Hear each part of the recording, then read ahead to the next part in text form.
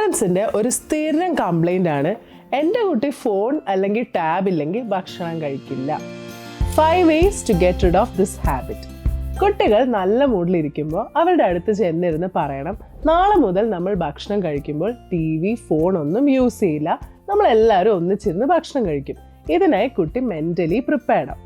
Next day നമ്മൾ phone കൊടുത്തില്ലെങ്കിൽ അവർ കരയും, വാശി പിടിക്കും, നിലത്ത് കിടന്ന് ഉരുളും, ചിലപ്പോൾ ലോകത്തെ ഏറ്റവും മോശം അമ്മയാണെന്ന് വരെ അവർ പറയും.